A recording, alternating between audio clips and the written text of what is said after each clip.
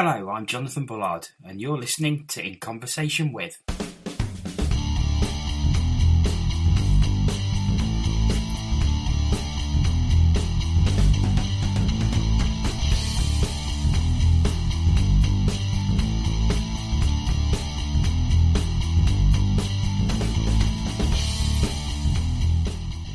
Welcome to In Conversation With, and I'm delighted to say that my very first guest is a former NHL defenceman and also played a bit in the Elite League as well. It's a warm welcome to Rumun Ndur. Thanks for having me, Jono. It's great to talk to you. Great, lead up this new season with your podcast. I'm actually really excited about that. Thanks for joining us. I've got lots of things to discuss with you, as I'm sure you're aware. But I want to really start with what you're doing now. And you're the head coach of the Elgin Middlesex Chiefs, a major midget AAA team in Ontario. It's your first season as head coach at this particular level.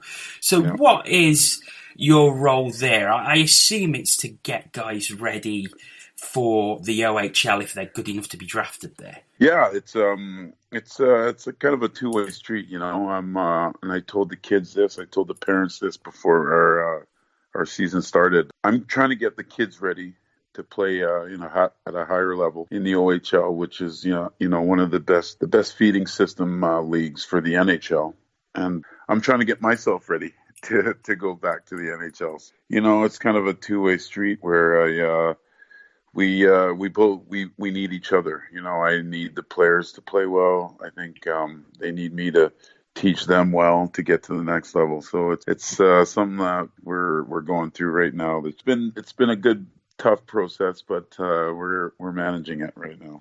I've seen from how you're doing this season, you're fourth out of the 8 teams in your division, but it is quite close at the top there. Yeah, no, it's a tough old league, that's for sure. It's a lot of good players right on down. I mean, we had a game last night, and we played, I think, the 5th place team, and they came into our place in Elgin, and they beat us pretty handily. So you can't take nights off, and that's the biggest thing I stress to the kids is consistency. You need a coach and a scout, all those things. They need to see you play consistent hockey every day, and those are the players that you see develop and go to the next level. So once we get our kids kind of doing that, and it's tough, but it's once we get them doing that, they'll be better off for it. You mentioned your ambition is to get back up to the NHL. How does this ground you? What is your sort of coaching style at this level? I'm really I think of myself as an old school coach. My first year in the American Hockey League, I had John Tortorella as my coach, and everybody knows his style, his history. Very successful, but very demanding, and that's the type of approach I kind of want to take. I want to go in that way. I had Craig Hartsburg. He was an NHL coach, a great, successful NHL player in his day. He was my coach in Guelph in the OHL my last year. So those guys were really very influential in my career.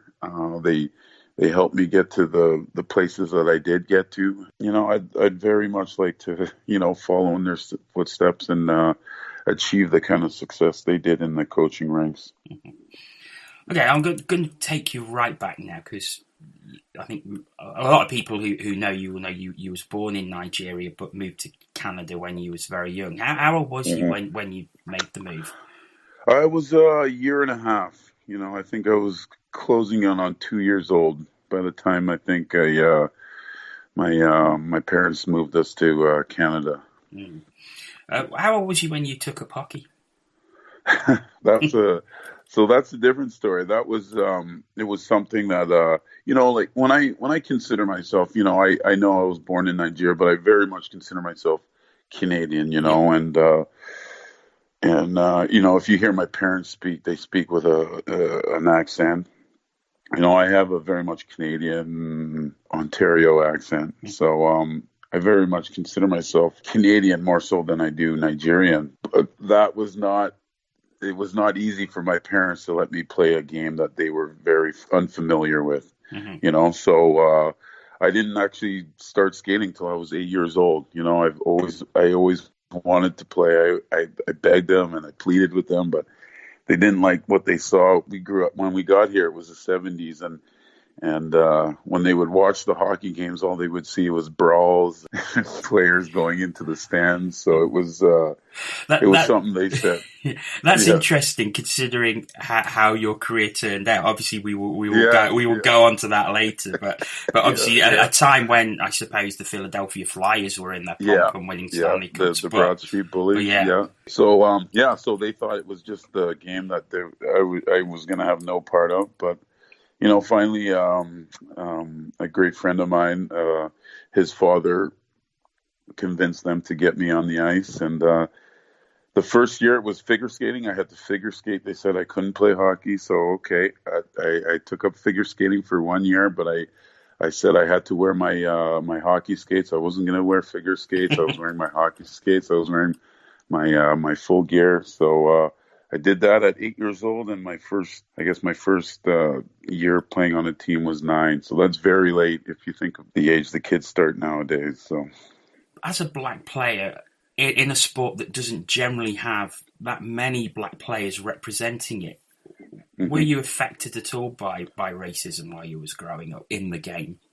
So the answer is yes. I don't want to say that it was very bad because I experienced racism when I was in the schoolyard, at school sometimes. So yeah, it was. I mean, it was very, it was the very few times throughout my career, and I would say it was more so when I was younger and growing up in minor hockey. But so as soon as towards junior and pro, it was I didn't experience it very much at all, but. It was there, and that's the honest truth. I can't lie about that.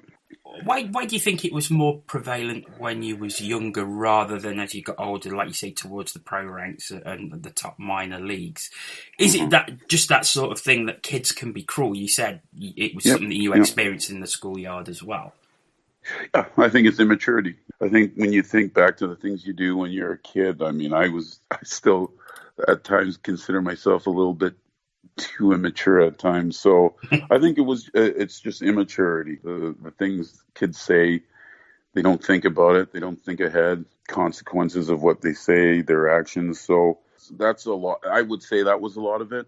Maybe there are people in this world that are racist, they don't think that blacks should play hockey or anything like that. So maybe that's a part of it. I mean, you can't rule that out. I just think that it wasn't something that I faced every single game or when I went to every rink. There were signs in the stands. It was nothing like that, but it was definitely there at times. How does it make you feel now when you hear stories of this still happening? I mean, we're in 2019, and this still goes on. Does that still affect you now? It does. It really does. It sickens me. I think everybody in England will know when they listen to this that I'm a huge football fan, a soccer fan, and to hear the stories out of I think it's Italy, you still hear them out of Spain, I think it is, and it amazes me that in this day and age it's still happening at stadiums where there are thousands of people. All the things that the football federations have done to try and curb it and try and get rid of it. It amazes me that it still happens. I don't think it's as prevalent. I know it's not as prevalent on this side of the ocean. So, I mean, obviously there are things we still need to do to make it better, but it really does. It truly does amaze me that it still goes on. Just going back to hockey for a second, and obviously you are a black player who made it to the absolute pinnacle of the game by playing in the NHL. But still now you're, I suppose, what could be considered as a rarity. I was looking at a report earlier today, and it says that only 3% of players in the NHL are actually from an ethnic background. Why do you think that is? Why do you think that there are so few ethnic players who are playing the sport at the top level? That's a tough question. I think with hockey, I think the first thing that people think about is money, is the cost that the game demands. I think nowadays, especially, the cost of playing and the cost of playing at the highest level, I'm talking from 8, 9 years old, is just it's astronomical. Some of the numbers I've heard. So okay, so you say it costs a lot, but then you're saying that families, non-white families, don't have those kinds of means, and then now you're going into something different, and you're saying, why don't those families have the same kind of means that white families do? So I don't know. I think you could talk for hours, and you still wouldn't come up with an answer. I don't think we have the time here to tackle that one right to the core, right to its core. But it is a miss.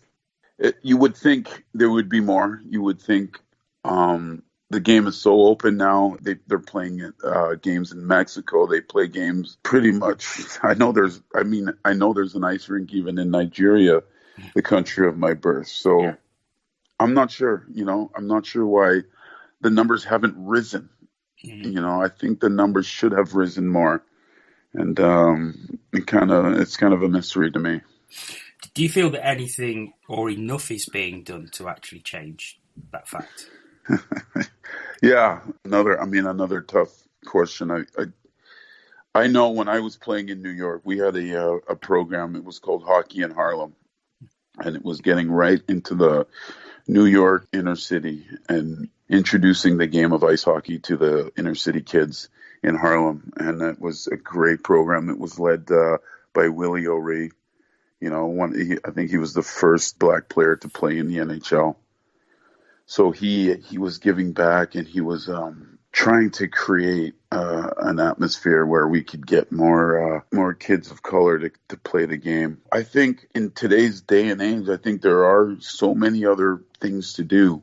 There are so many other sports. I think there's a resurgence in soccer, football in America especially, but in Canada as well. So a lot of the kids, they don't grow up playing hockey as their first sport anymore, especially in Canada. I think soccer is the most enrolled youth sport that we have in Canada now. It's a tough thing because programs have been out there and people have been trying, but with so many other things to do, so many other things that are cheaper, people generally tend to drift towards those options, I would say.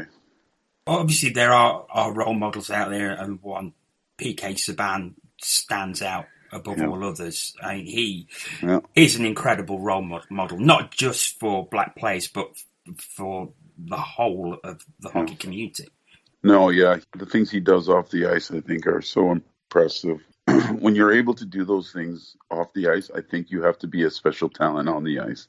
So he's had to work hard, and I don't know if everyone knows, like, if you watch his Instagram, he'll post pictures of himself working out and the things he does to make sure he's at the top of his game year in and year out. I think it's great that an athlete like PK can donate the kinds of money that he does to Children's Hospital in Montreal. But I think that he has to work as hard as anybody else to make sure that he is at the top of his game, so then he can command the type of salary that then he can do those other things off the ice. So I think it's a great lesson if you watch his trajectory from kid getting drafted into the OHL and then progressing into the NHL. The work never stops, and that's some of the things that I try to really instill in our kids that we coach this year, is that getting drafted is one thing, that's great, but the work really never stops. You have to keep working. The greatest players work the hardest. They actually work harder than everybody else. It's people don't even think that in their heads. They just think, oh, that guy's just naturally gifted. But Of course he is, and a lot of the great superstars are, but they actually work hard, and they work harder than most. So it's great. He's a great example of all those things. I want to focus on your hockey career now, and you played in the OHL for Guelph Storm. While you was there, you were drafted by the Buffalo Sabres. And then once you finished in Guelph, you went to the Rochester Americans. Your first pro season, 95-96, they win the Calder Cup. That must have been some experience. Yeah, it was a great year. I think I said earlier that I had John Tortorella as our coach, and he was a no-nonsense coach. He worked us so hard in an era where, it was a lot of it was hard work, and if you can outwork the other team, you had a chance to win. Today it's a lot different. It's a little different, with the skill level, and it's not as physical, maybe, the game, but we just had a very simple, no-nonsense kind of game plan every night, outwork the other team. It took us a while. We were second last in the league at Christmas, and the season was going nowhere. And Coach Torts just kind of brought us in. We regrouped. We had a couple guys sent down from the Buffalo Sabres, which was our parent club. We kind of just got back to basics and went on a great run second half of the season. Got into the playoffs hot, and we stayed hot during the playoffs, and we lifted the Calder Cup, which was a great memory. What sort of mental strength does it take to win a championship like that throughout the whole team? Because this is a team that obviously has to play the regular season and then goes to the playoffs with the prime goal of winning a championship. Yeah. It must be incredibly mentally tough to play at that intensity night after night. Yeah, it was tough. It was really challenging. It was my first year pro, coming off 3 years in major junior in Canada. We only play, I think it was 65 games, 66 games we played. That was our regular season. Pro hockey, American League was 80 games. It was 80 games that year. So you don't think 14 games.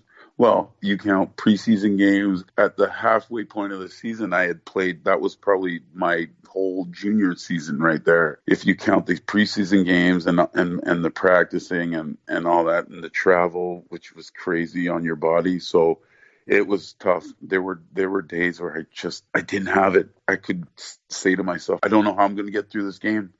I have no energy.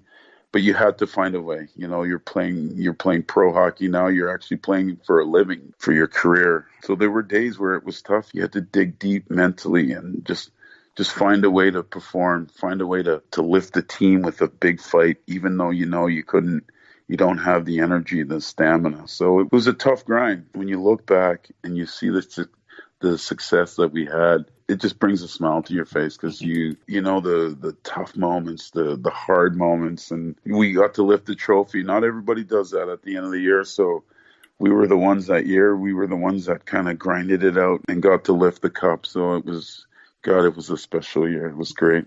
You mentioned there about being on the road, and I think that's something that we probably don't appreciate over here in the United Kingdom is how tough the road trips are in North America. Because it's not like here where your longest road trip is to Dundee and you go there and back in a day. Yeah, whereas in North America, you are on 7, sometimes 14-day road trips.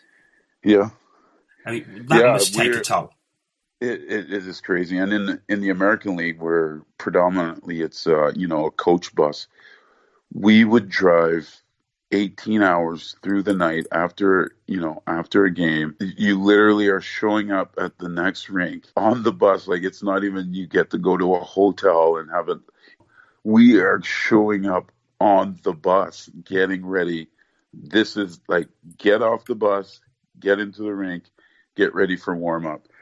If you've ever tried to sleep on a coach, it's not easy.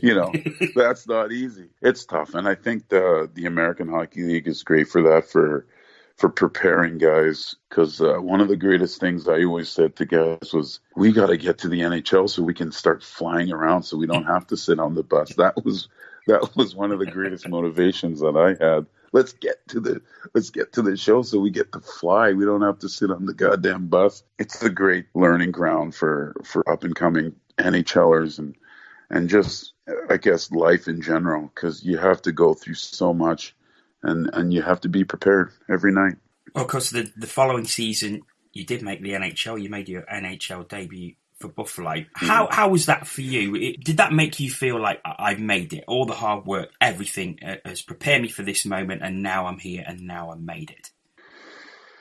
Yeah, I think maybe I could touch on this later. It was a great feeling. It was a great sense of achievement. But I think for me personally, I always wanted to make it to the NHL.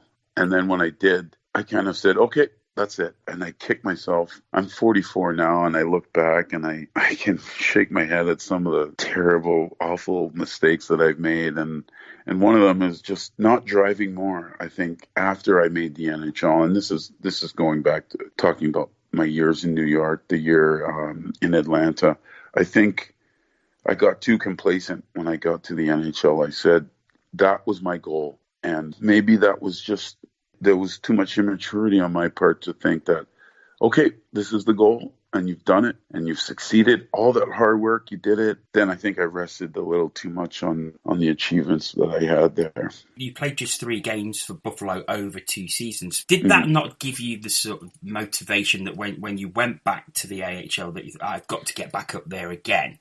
Did that not kickstart you a little bit? Yeah, I would say you'd be right saying that. I'm talking about kind of when I think when I got to New York, and it was kind of like they said, okay, you're going to be here for a while. That was generally the point where I think I let off a little bit. Mm-hmm. But you're right. I mean, when it was up and down, when I finally got to play my first, regular season NHL game, it was one game, couple practices the next day, and then they sent me down. When you get that taste, and I think they do that to select kids. Even now, they say, here's a taste. This is what it's like. How bad do you want it? How bad are you going to work hard to get back here full time? I was determined. I wanted that so bad. In the next season, you were traded to the New York Rangers. 36 games you played there over the regular season. You played with some legends. Some absolute legends. Yeah. Obviously, the likes of Mike Richter in goal. You got Adam Graves, and of course, you had Wayne Gretzky playing on that team. Yeah. What was it like for you to walk into that locker room, and there is arguably the greatest player to ever have played the game, and you are on the same roster as him? It wasn't even a dream come true. I could never imagine myself playing with Wayne Gretzky, Brian Lee, Mike Richter. I tell people this all the time. It was the stuff of fairy tales for me. I couldn't believe it. The first time I met the team, I was in Buffalo when it wasn't sort of a trade. It was I got put on waivers by Buffalo, and I was picked up on waivers by the New York Rangers. So I met the team in Toronto. I walked into the swanky hotel that we were staying at. I walked in with the PR guy. They had picked me up from the bus terminal or whatever it was, and they were showing me to my room in the hotel. And Wayne Gretzky was actually in the lobby as I walked into the hotel. So he was the first person I met. I was a 10-year-old kid living in Hearst, Ontario, born in Nigeria, and watching Wayne Gretzky win Stanley Cups. I couldn't have dreamt that one day I would play with that guy. I was seeing this legend of the game winning Stanley Cups and doing just the most amazing things on the ice. And then I think it was 13 years later, I was meeting him. I was playing on the same team as him. I couldn't believe it. I shook his hand. He said, "Oh, welcome to the team." He recognized that I was the new guy, and he goes, "Welcome to the team. Nice to meet you, Rumun. I'm Wayne Gretzky." And I couldn't get words out of my mouth. I shook his hand for like 10 seconds, and I didn't say a word. I couldn't speak. So that took a while for me to get over that when I was walking in the dressing room and seeing guys like of that stature. So it was exhilarating, but it was tough at the same time because I couldn't believe who I was around, and that took an adjustment period for me as well. What was he like in the locker room and on the ice as a leader? And there's another story I tell my friends that he's the most amazing teammate that I've ever had. Like just one of the guys, the greatest player to ever play the game, and he was just one of the guys in the dressing room. Make a joke, he could take everybody would would make a joke to him and he could take it. It was amazing. And I couldn't believe the atmosphere in that locker room. It was very much an older team. I was coming in, I think I was 22, 23 years old. And, I'm coming from Buffalo. The way they accepted me and welcomed me into the group, it was great. Those are memories that will last with me forever. You mentioned there the greatest player that ever lived. Do you think his records will ever be beaten? I just don't see how they could. The game has changed so much. If you look, and this is not I don't want to say this as a knock on the great Wayne Gretzky, but if you watch the highlights of the goalies back then, good God, the goaltending is so bad. It looks like they don't even want to stop the puck. They're scared of it. If you just look at how better goalies are now, how defensemen are coached up to the highest level. I think back then it was forwards. It was all about scoring and scoring and scoring. And defensemen were big and just try and clear the front of the net. That's all you were supposed to do. Just clear the front of the net. And if you can get it up to the forward, just get it up to the forwards. But now it's so specialized in every aspect of the game. I don't see how you can have a guy score 200 points in the NHL like Wayne Gretzky did. I couldn't see. There's no way that can happen again. Of course, at that time, you had some incredibly talented players in the NHL, legends as well, the likes of Mark Messier still playing, Chris Chelios, for example. Mm-hmm. Now you've got a different breed. You've got the likes of Connor McDavid, Austin Matthews, Sidney Crosby, Alexander Ovechkin, Steve Stamkos. It's a different breed of players. It seems to be more emphasis on skillful play now. And that trickles down to every level of hockey. So everybody emulates the best. And when you see, when I watch video to prepare our team, and you see McDavid's and you see Stamkos, you see Ovechkin, you see Crosby, you see Matthews. The game is at a level that I don't think people could have expected even 20 years ago. It's taken off to crazy levels. But you know what? Now that's the style of game that we have to teach our kids. We have to get them prepared, because that's the way it's going. It's very much a skill game, very much a speed game. Every single player on the team, from your top forward to your sixth defenseman, they have to be skilled. They have to be able to take a pass, make a pass, make a skill play in tight areas. Those are the best teams that can get 20 guys on their team able to do those things. So that's the challenge for us coaches. It's to emulate what they do at the top level and try as much as we can to bring it to the kids that we coach. So it's been tough, but we keep trying.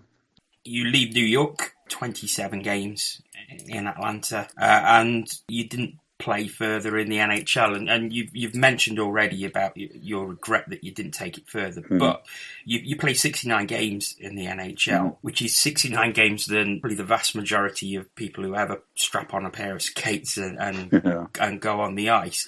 So while you say that you do have regrets that you didn't play more, you must still be incredibly proud that you reached the pinnacle of the sport.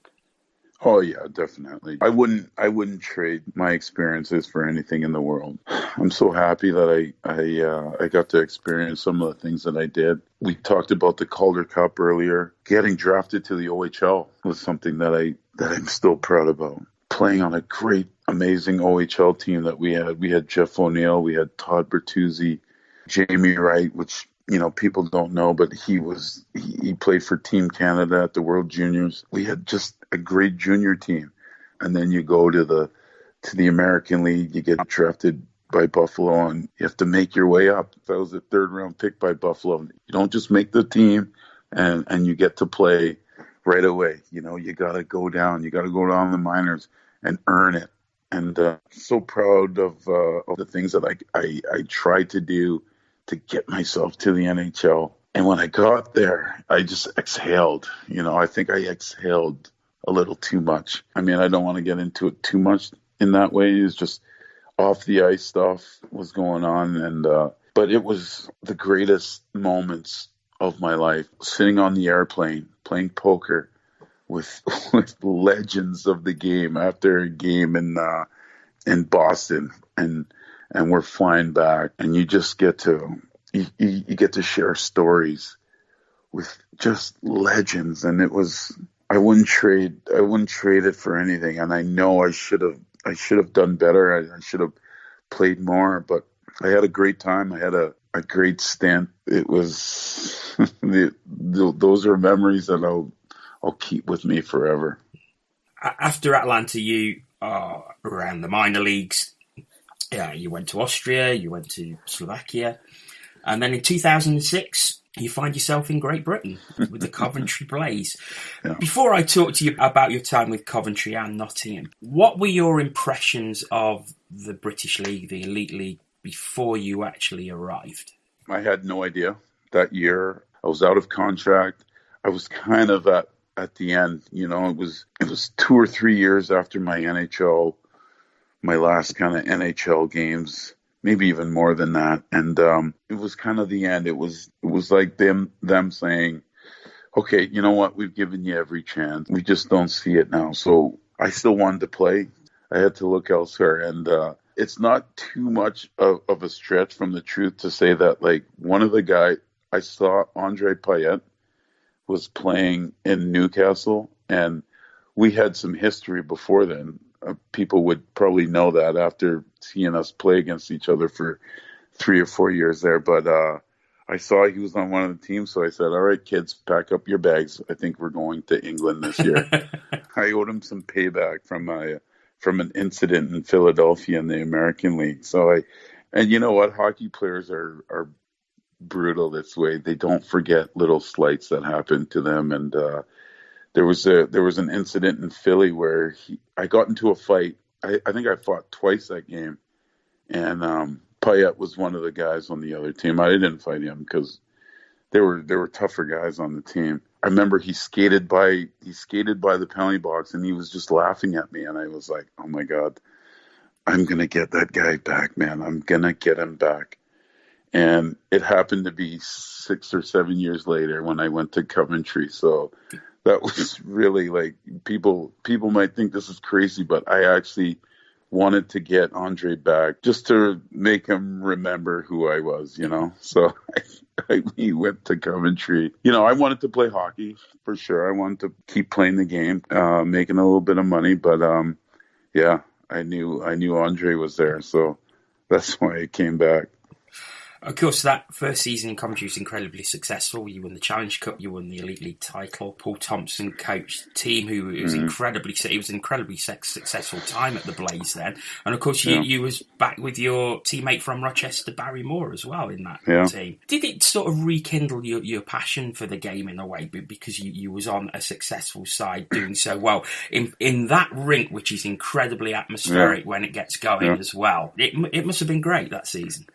That season, and I think you said it right, it rekindled a passion inside of me. You know, when we had that rink rocking, it was just an amazing feeling. It was one of those things where you come in, it was our motto was the first 5 minutes. You know, they hate this. It's a small barn. The first 5 minutes, just jump all over them. The crowd would go nuts. So for me and a lot of guys that came over that year, we weren't used to the British way of supporting ice hockey. So it was different for us because it was crazy. It was very atmospheric, you know. So we got into that, and we fed off that.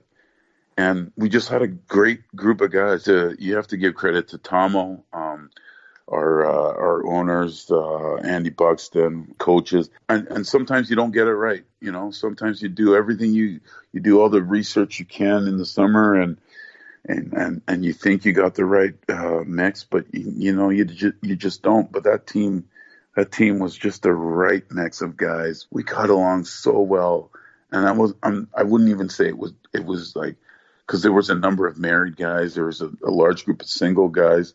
But we just got along so well, and we gelled right from the start, right immediately.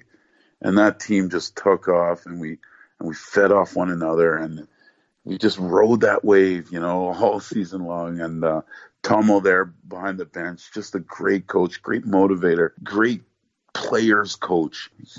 He'd give back. He'd give us a little bit if we gave him what he was looking for. That was a great year. We had so much fun.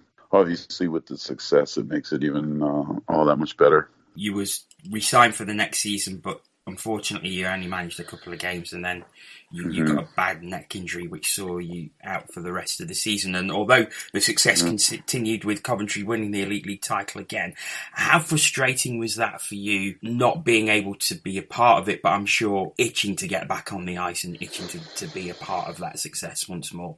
When I look back at that year, where I am now and where I want to go is because of that year. I never thought about coaching. I had a plan for what I wanted to do after hockey. It wasn't where I'm at now. So that year was the year that I said, I want to stay in hockey and I want to coach. So it was tough. The flight over to England is where I first experienced the bulging disc in my neck. And I was in excruciating pain for this 9-hour flight. And I was like, what is going on? I couldn't understand what was happening. And then they did a battery of tests and they found the problem.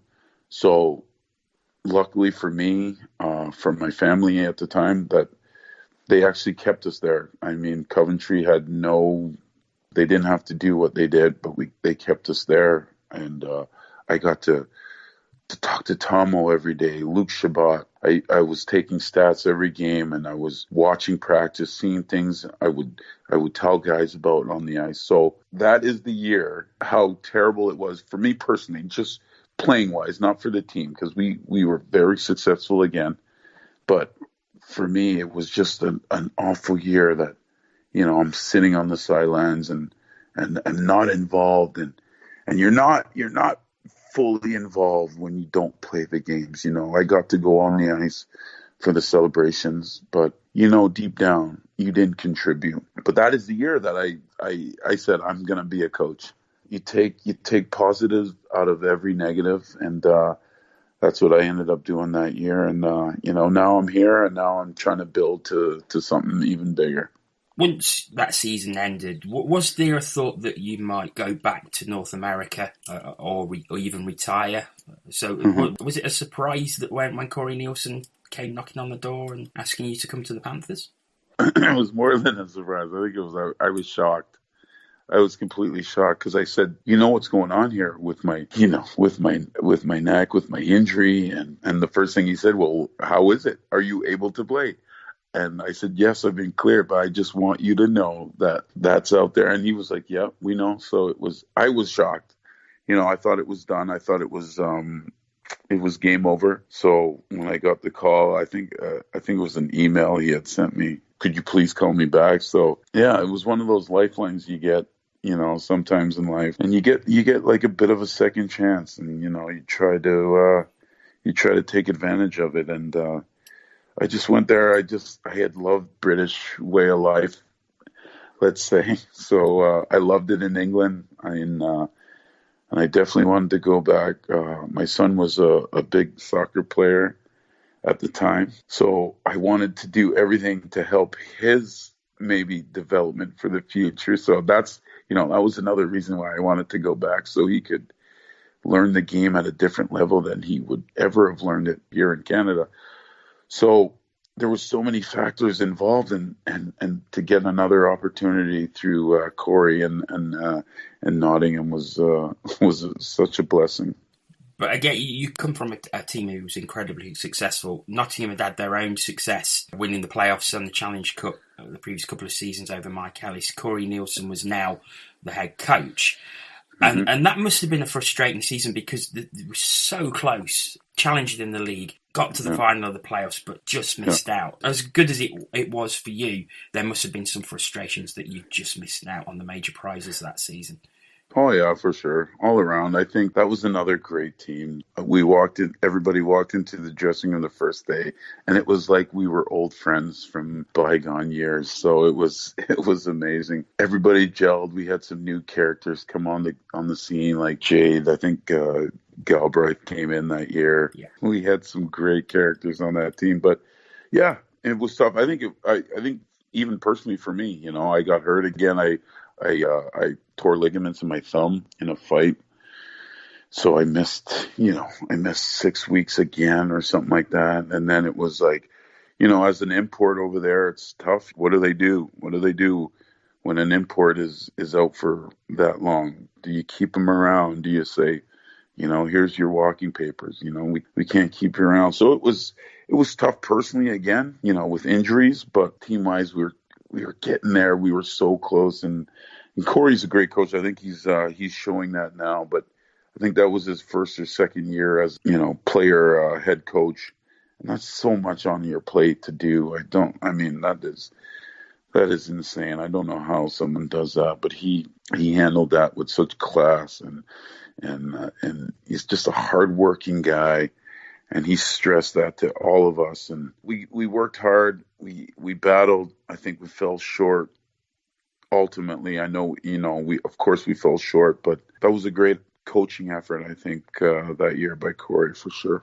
One incident I do want to pick out from your time at the Panthers is, I think it was the first home game, and Rick Kozak of the Hull Stingrays attacks Mark Levers, leaves him in a pool of blood, and then kicks the blood as he goes off. You was having a fight at the other end of the ice at the time. Kozak gets a long ban. The ban is then cut on appeal, and of course the first game he's back would be against the Panthers at the Hull Arena, which is still now a memorable game. Yeah. So many years on. Yeah. But I remember that virtually the entire Panthers team was chasing Kozak around the ice for the full 60 minutes. You got a 10-minute misconduct within the first few seconds because you dropped the gloves with him and he just didn't want to know. It almost seems a crazy situation now, but it was one of those sort of situations where I suppose for you had to play in it, and as a spectators had to see it to actually believe what was happening in the game. Yeah, you know what? So many memories from that game. I remember us driving to the game, and we actually had a meeting in the dressing room. I think it was before the game, and we said, "What are we going to do?" I said to everybody, "I'm taking care of this. Okay, I'm taking care of that." I didn't want everybody feeling nervous or what, like who's gonna take care of it. I'm gonna take care of it. And it was set up on a platter for him to take his medicine. If you're going to act like that, it happened to be we are there for his first game back. And it was set up for him to say, okay, I got to take my medicine here. We're going to do our dance. And you know what? That's it. You know what? You do that. You act like an idiot. Then you got to face the music and it's over with. But he didn't. I lost so much respect for him in that moment. If you're going to act a certain way, then you better back it up. And I don't think he backed it up. I don't think he did himself any favors. I was there. I was ready. He wasn't. The game went on. I think he left the league after four or five more games. So in the end, it was all show. But you know what? I think the England fans and the British fans, they can see the phonies. And if he was really true to his character of kicking blood and being this crazy character, then he would have answered the bell there, but he didn't. That's who he was. So I don't have anything more to say about that. When I look through your career, you obviously were an M4C. If you look at the AHL, 272 games, 1,025 penalty minutes. In the Elite League, 102 games, 404 penalty minutes, and your job was, in some respects, to fight. But what sort of toll does that take on your body, both physically and mentally, when you get that tap on the shoulder from the coach and like, Rumun, you need to sort this out? But you're doing that night after night. It must have an incredible impact on your well-being. Yeah, it's a tough role because it doesn't affect you in that moment when you're fighting. It actually affects you the whole day. So when you have a game and especially that whole game, I knew I had that game circled on the calendar. It was coming up. You're thinking about that every day leading up to it. But then you're thinking about, okay, now we're playing Sheffield and I have to deal with these other guys. So I think it's a crazy kind of cycle that you have to get yourself psyched up to do that battle. And the battle is only, a fight only lasts maybe 30, 40 seconds. Those are long ones, maybe. But you have to do so much to get yourself ready, mentally and just psych yourself up that even like, maybe when I was younger, it kind of came natural. It was just like, I was a little crazier and wilder, and I would just go into it. But when you get older, you gotta get yourself ready to go and prepared, and you want to do a little research. Which hand does he throw with? What does he like to do in his fights? So when you break it down like that, you're actually doing research and all that, and it's a tough thing. It's a tough thing to go into battle knuckle to knuckle with another man. You could take one right in the temple, like I've done many times, and I've fallen flat on the ice, knocked out cold. You kind of shake it off. You do your concussion test, whatever it is, and then you come back and you do the same thing. It's crazy. People think, what are you doing? You just got knocked out. But when you kind of grow up and you want to make it to a certain place, and you do everything you can to make it, and that's what I did. I did everything I could and to make it, and that was the role I kind of got slotted in. So I was happy with that, and I did everything I could to play as long as I could. But it was tough. It wasn't easy, but I enjoyed every moment of it. Do you think it was necessary? And I sort of want to add to this question in the fact that I remember Dan Tessier, and I think it was around the time of that whole game. Dan Tessier, of course, your teammate in Nottingham, who said that when you was on the ice, he felt 6 inches taller because he felt protected, and he felt he could probably do things that he wouldn't normally have done because he had that protection there. When I hear that, I get a warm feeling in my heart, because that's the kind of presence that I wanted all my guys, all my teammates to feel. Just saying that makes you you have to say there's another guy on the other team who felt that way too. You know what I mean? So you have to deal with that. You have to say, okay, we're gonna challenge each other right here, man to man, right in center ice in front of 8,000 people. So pressure, even now, I don't know why that's gone out so much as it has. And I'm talking specifically over here. Is fighting so pro in the Elite League as it once was, or? No, it's very much diminished. There was 2 fights actually in the Nottingham-Belfast game recently, and everybody was like, wow, 2 fights in the game. We generally don't see 2 fights in 10 games now. It's very much changed. What I was trying to say was, I understand why. I can understand why fighting has, 2 people dropping their gloves and trying to smash their knuckles into the other man's face. Where's the guy that's gonna be just competitive and going out there and playing hard and playing gritty and making his teammate feel 6 inches taller? Where are those guys? Those are the guys I wanna get on my team, that I want to coach, because I don't understand why that has gone. You said earlier about how you're having to change the coaching style because you're coaching kids with regard to skill and speed, and it does seem that side of the game has definitely almost been eradicated. Oh yeah, no, and like I said, I don't understand why. Why is that? Because when I talk to scouts, so our kids their dream is to play in the OHL or Division I major university in America. And when I talk to all the scouts and the evaluators, they say we're looking for competitive, hard-nosed players. That's all they're actually looking for, the players that everyone says, no, you can't be like that anymore. You have to be all skill and all, but they're looking for the guys that play hard every night. I said this earlier, I think today, consistency. The guys that they're going to play the same way every night. Those are the guys that, everybody wants. They're going to play hard every night. They're going to make the hits. You don't have to make a crazy highlight reel hit every night because those aren't there. But if you go hard, you play hard, you play physical. Those are the guys that everyone's looking for. But for some reason, people say, no, you have to be all skill and I don't want to diminish how important it is to be skillful and to have a great hockey IQ, because that is what I look for as well. But why can't you be both? You can be both.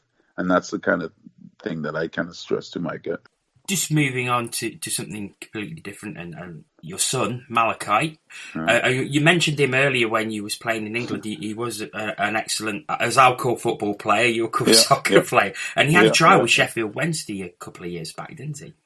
Yeah, he did. It was that was kind of a special moment because we had been back over to North America for a while, and he was progressing well in the ranks over here.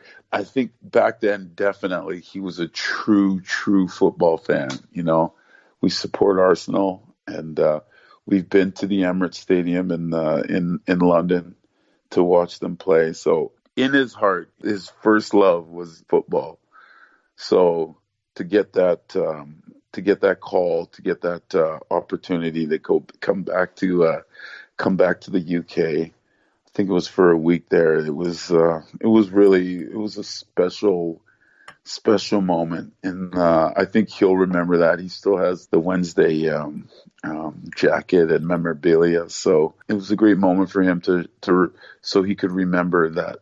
If he sees that stuff again, he can remember the things that he went through and in his youth. But your son is 6'8" tall, and is an excellent basketball player and has been signed for Brown University in the NCAA next season. How tough was it for him to actually make that decision?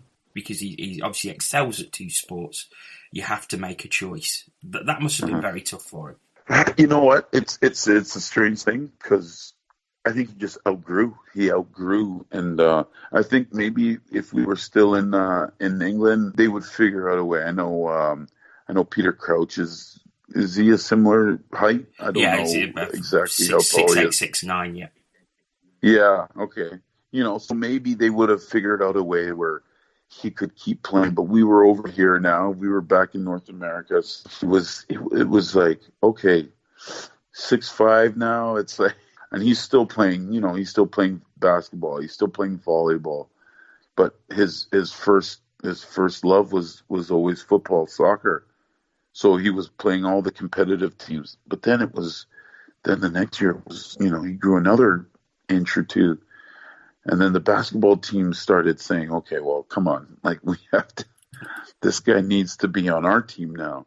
And my brother, a Canadian university star over here for basketball. So then now he started getting him out to the gym and teaching him, specific basketball moves and techniques. I think he outgrew the sport.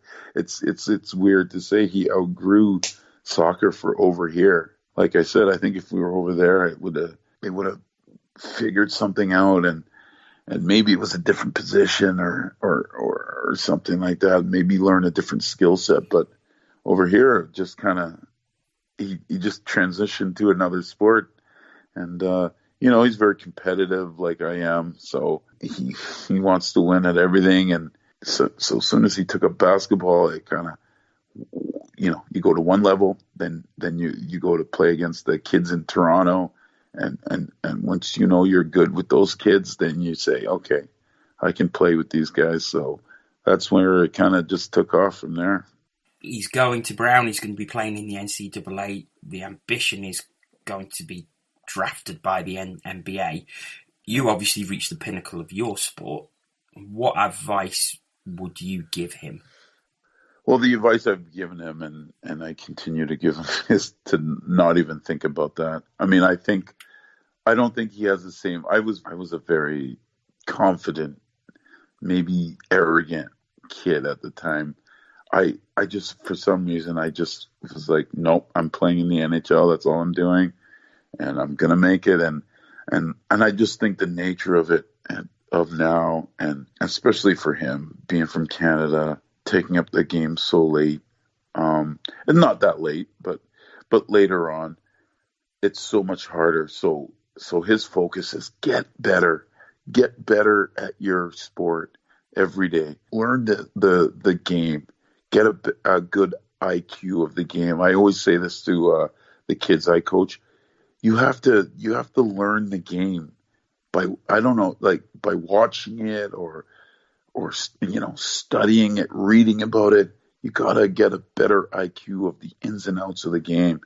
So he's doing that now, and you just gotta get better and get better. Be successful where you are, because the NBA is a million miles away right now. So just get better at everything you're doing at your prep school, because he's at a prep school in just outside of Boston right now. And then next year, you're going to a great university, a great learning institution. So make sure you take care of your schoolwork and get better. Everyone can do both. You can be good at school and in the classroom and on the basketball court. So just keep working hard, keep getting better. His next 4 years after this year are set. I think that's a great comfort that he has, that he doesn't have to worry about where he's going and what's going to happen. The next 4 years are set. So now that's kind of a comfort. That's a safe zone. So keep working, keep getting better and striving, to be the best. And if he does those things, I mean, that's going to be success in life. And that's the greatest thing you could kind of hope for your kids, growing up. You mentioned earlier about how Malachi and yourself would go and watch Arsenal. And anybody who follows you on social media will know that you are a obsessive Arsenal fan. How and why did that come about? Why Arsenal?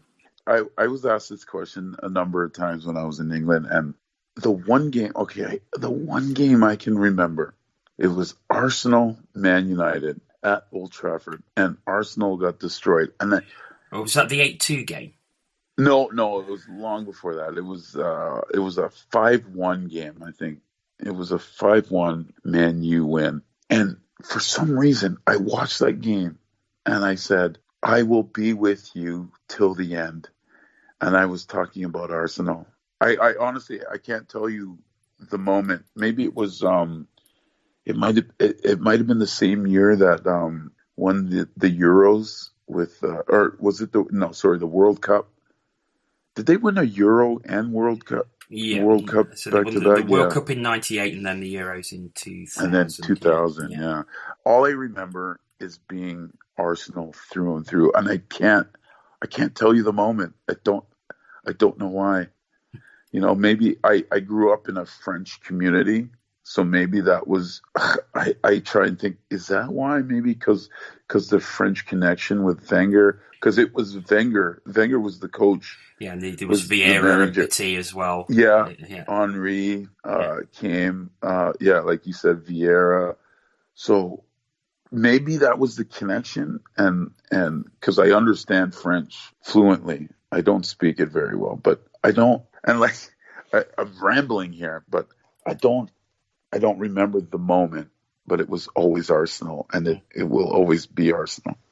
It's a great story. Getting close to wrapping up, but one thing I did want to ask you before we finish is, it's 10 seasons probably since you last played in the UK, but you're still remembered here with a great deal of affection. That must make you very happy. That does make me happy to hear that. I tried to play with my heart on my sleeve. I tried to give everything. My role was, it wasn't very skillful as the game is today. But I think I was an entertainer. I tried to entertain the crowd. I tried to protect my teammates, and to be remembered makes me feel very, very good about, hearing things like that. Well, Rumun, I just want to say thank you so much for being my first guest in conversation with. It's been a pleasure to speak to you, and thank you so much for being so open and honest. Oh, John, that was great. It was a great trip down memory lane. Thank you for that. Really, really appreciate it. Thank you. Take care. Thank you again. Many thanks to Rumun Ndur there for his open and honest approach to the interview. I think you'll agree he was a great listen. If you want to keep in touch with In Conversation With, you can do on Twitter. It's at JBInConvoWith. And you can listen to the podcast on various platforms, including Apple Podcasts, Google Podcasts, Deezer and Spotify, amongst others. I'll be back soon with the next edition of In Conversation With, so please keep in touch and look out for that. But for now, thank you very much for listening, and goodbye.